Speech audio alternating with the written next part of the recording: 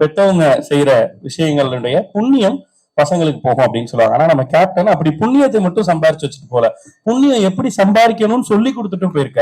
அதனாலதான் இன்னைக்கு அவருக்கு அப்புறம் அவருடைய அரசியல் வாரிசும் சரி, கலை வாரிசும் சரி, தொடர்ந்து அவர் பண்ணதே பண்ணிட்டு இருக்காங்க. அப்பா ஒரு பேர் வாங்கிட்டாங்க, அதை நம்ம வச்சுக்கலாம் அப்படி அவங்க நினைக்கவே இல்லை. அப்பாவோட பேர் எந்த இடத்துலயும் குறைஞ்சிடக்கூடாது, அதுக்கு ஈக்குவலா நம்மளும் பேர் வாங்கணும்னு நினைச்சு ஓடிட்டு இருக்கக்கூடிய அவங்க 2 பேர்ல ஒருத்தர் எஸ் சகோதரனின் வெற்றியை பார்த்து மகிழ்ந்த திரு விஜய் பிரபாகரன் அவர்கள் மேடை கலைப்பதற்கான தருணம். வணக்கம். வணக்கம். உங்களுடைய வார்த்தை. எல்லாருக்கும் வணக்கம். ரொம்ப சந்தோஷமா இருக்கு இந்த மேடையில வந்து நான் இங்க நிக்கிறது. ஒரு ஹீரோட அண்ணனா வரல, சண்முக பாண்டியோட ரசிகனா இங்க வந்து நான் நிக்கிறேன்.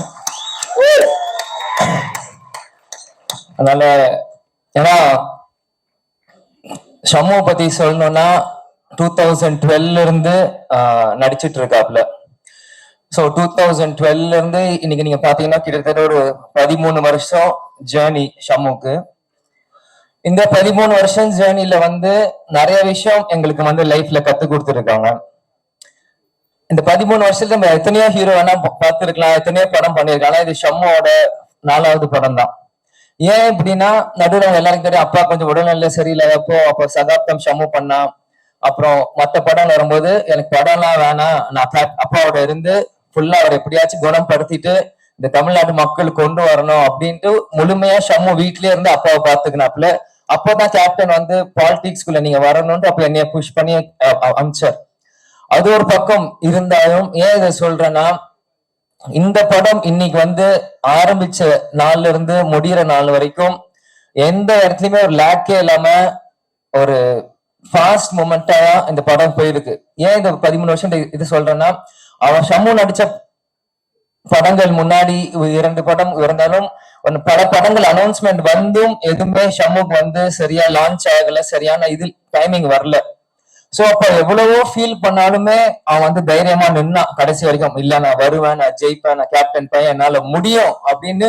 இந்த 13 வருஷமும் எத்தனையோ பேர் அவன் கூட நடிகர்கள், அவன் ஃப்ரெண்ட்ஸ் எத்தனையோ பேர் வந்தாலும் அந்த பேஷன்ஸ் அவனுக்கு இருந்தது. இந்த நேரத்தில் நான் வந்து முகேஷ் பிரதருக்கும் ஸ்டார் சினிமாஸ்க்கும் நான் நன்றி சொல்றேன். ஏன்னா நான் ஸ்டாப்பா ஒரு ப்ராஜெக்ட் ஆன் பண்ணா இந்த இப்ப இருக்கிற சினாரியில எல்லா படமுமே இன்னைக்கு வந்து கஷ்டப்படுற நேரத்துல இந்த படத்தை வந்து கேப்டனுக்கு ஒரு ஷம்முக்கு வந்து கண்டிப்பா ஒரு பெரிய லான்ச்சா இருக்கணும் இந்த ப்ராஜெக்ட் எடுத்து டே 1ல இருந்து இது வரைக்கும் அவர் பண்ணியிருக்காரு. அதனால ஃபர்ஸ்ட் என்னோட வாழ்த்துக்களும் நன்றிகளும் முகேஷ் சார் அவருக்கு நான் இந்த நேரத்தில் நான் சொல்லிக்கிறேன். பிறகு இந்த படம் அனௌன்ஸ்மெண்ட் வந்தோடனே நான் ஃபர்ஸ்ட் ஷம்மு வந்து முகேஷ் வந்து ஷம்முட்ட சொன்ன வந்து அடுத்த படம் இந்த மாதிரி பொன்ராம் சார் பண்றாரு, அவர் தான் வந்து இன்ட்ரெஸ்டா இருக்காரு ஷம்முக்கு பண்ணோன்னே எனக்கு ரொம்ப ஹாப்பி. ஏன்னா நம்ம எல்லாருமே அந்த டைம்ல வந்து சிவகார்த்திகேயன் நடிக்கிறப்ப நாங்களாம் காலேஜ் படிக்கிறப்ப நாங்களாம் போயிட்டு இருப்போம் படம் பார்க்கும்போது பொன்ராம் சார் பாக்குறப்போ எனக்கு சந்தோஷம். சரி ஷம்முக்கு வந்து ஒரு ரெப்யூட்டட் டைரக்டர் வராங்க, ஒரு நல்ல கதை வருது, வரும்போது ரொம்ப ஹாப்பி. சோ கண்ணை மூடிட்டு பண்ணும் இந்த சப்ஜெக்ட் அப்படின்னு நான் ஃபர்ஸ்ட் ஷம்முகிட்ட சொன்னேன். அப்புறம் நெக்ஸ்ட் யார் நடிக்கிறாரு அப்படின்னா பொன்ராம் சார் சொல்லிட்டாரு, இந்த மாதிரி கண்டிப்பா சரத்குமார் சார் இருக்கணும் அப்படின்னு கண்டிப்பா சொன்னார். சரத்குமார் சார் வந்தோடனே இன்னொரு செரி அந்த கேக் மாதிரி இன்னொரு க்ளோரி ஆட் ஆச்சு, அவர் உள்ள வந்தார். ஏன்னா ஆரம்பத்துல இருந்து புலன் விசாரணை டைம்ல இருந்து கேப்டனும் சரி சரத்குமார் சார் ஒன்னாவே நம்ம வந்து தமிழ் சினிமால பார்த்துட்டே இருக்கும்போது இன்னைக்கு அப்பா இல்லாத நேரத்தில் ஷம்மு அடுத்த ஒரு மைல் ஸ்டோன் எடுத்து வைக்கும்போது கூட சரத்குமார் சாரும் திரும்பியும் ஒரு சப்போர்ட்டா நிற்கும் போது இது வந்து சம்திங் இஸ் கனெக்டிங் வரும்போது நம்ம பாசிட்டிவா ஒரு விஷயமா தான் எடுக்கணும்.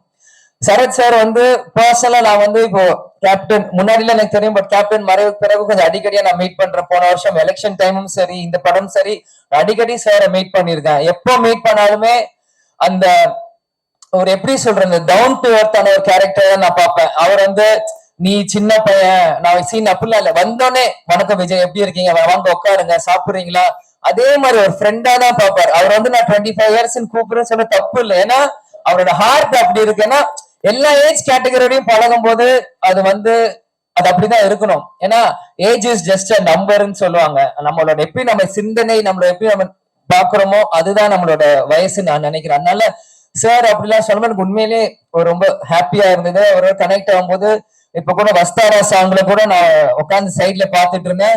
ஷம்மு பெட்ரா, சரத் சார் பெட்ரா, 2 பேரும் ஆடிட்டே இருக்காங்க. இந்த பேண்ட் வாத்தியம் பெருசா, இந்த தெப்பாட்டம் பெருசா ஆடி, அந்த மாதிரி 2 பேருமே பயங்கரமா ஆடி ஒரு பெரிய காம்படிஷன் கொடுத்தாங்க அந்த வஸ்தாரா சாங் நான் பார்க்கும்போது. அப்புறம் யுவன் அண்ணன், நான் வந்து ஃபர்ஸ்ட் டைம் அவரோட ஸ்கிரீன்ல நான் பார்க்கும்போது கேப்டன் நடிச்ச Alexander BGM score by Yuvan Shankar Raja அப்படின்னு வந்தது.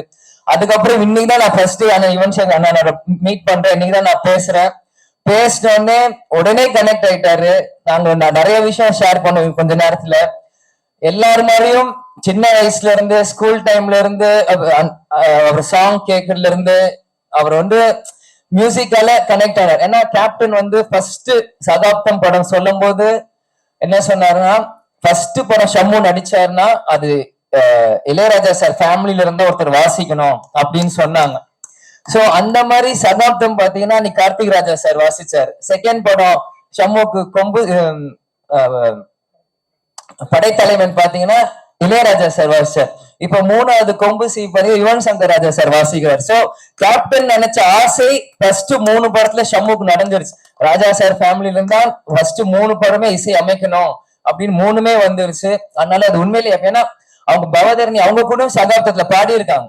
சோ அவங்க ஃபேமிலியில யாரெல்லாம் சிங்கர்ஸோ எல்லாருமே ஷம்முக்காக பாடி இருக்காங்க. அது வந்து உண்மையிலேயே Shammu is a blessed child. Captain ஆசைப்பட்டது நடந்துருச்சுன்னு தான் இந்த நேரத்துல நான் நினைக்கிறேன்.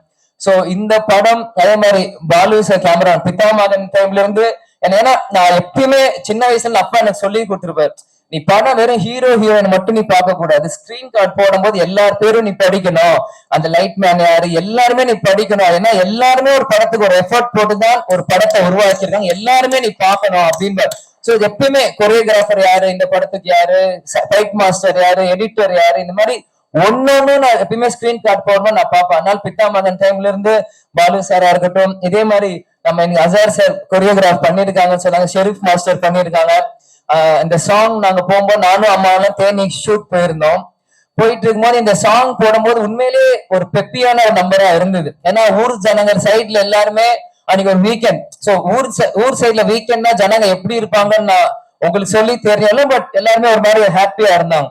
அந்த மொமெண்ட்ல இந்த சாங் பிளே பண்ண உடனே எல்லாருமே ஒரு வைப் ஆனாங்க அந்த பாட்டுக்கு. சோ அப்பயே நான் நினைச்சேன், ஓகே சாங் உடனே கிளிக் ஆயிடுச்சு. சோ இதுக்கு ரொம்ப நேரம் ஆகாது, படம் ரிலீஸ் ஆன உடனே மக்கள் எல்லாருமே போய் பார்ப்பாங்க. அதனால இது வந்து இந்த படம் பாத்தீங்கன்னா ஒரு நெக்ஸ்ட் லெவல்ல போய் ஷம்முக்கு ஒரு மைல் ஸ்டோனா ஒரு அமையும் நான் பாக்குறேன். அதே மாதிரி எல்லாருக்குமே இது வந்து ஒரு புது காம்பினேஷன் நான் பாக்குறேன். ஏன்னா எல்லாருமே அவங்க இடத்துல பெரிய ஒரு விஷயம், ஆனா நீங்க எல்லாருமே ஒரு அப்கமிங் ஹீரோக்காக சேரும் போது ஒரு புது விஷயமா நான் பாக்குறேன். ஏன்னா எல்லாருமே ஒரு பெரிய விஷயத்துக்கு பின்னாடி போவாங்க, ஆனா இந்த எல்லாருமே ஒரு புது விஷயத்துக்காக பின்னாடி நீங்க வந்திருக்கிறதுனால கண்டிப்பாக கொம்பு சீவி வந்து ஒரு மிகப்பெரிய ஒரு கொம்பு சீவி இறங்குற மாதிரிதான் டிசம்பர் 19 வரும் அப்படின்னு நான் நம்புறேன். இந்த இதுல நிச்சயம் சீரி பாஞ்சு வரப்போகுது. அந்த நீங்க பேசும்போது அம்மா கண்ணுல ஒரு 2 துளி நீர் வந்துச்சு. அதுதான் அந்த உண்மையான பாசம். உங்களை பார்த்து அவங்க மகிழக்கூடிய இடத்துல நீங்க 2 பேரும் இன்னும் அவங்களை நிறைய பெருமைப்படுத்த காத்துட்டு இருக்கீங்க, நம்புறோம், வாழ்த்துறோம். சோ கேப்டன் அவர்களுடைய ஆசையோட அது தொடர்ந்து நடக்கணும்னு நினைக்கிறோம். சோ உணர்வுபூர்வமா அந்த மேடை தொடர்ந்து இயங்கிக்கிட்டே இருக்கு. அதுக்கு உங்களுக்குள்ள இருக்க உண்மைதான் அதற்கு காரணம். ரொம்ப நன்றி. தேங்க்யூ. எல்லாரும் டிசம்பர் 19 படத்தை போய் பாருங்க. கேப்டன் ஃபேன்ஸ் உங்களை நம்பிதான். நன்றி. தேங்க்யூ.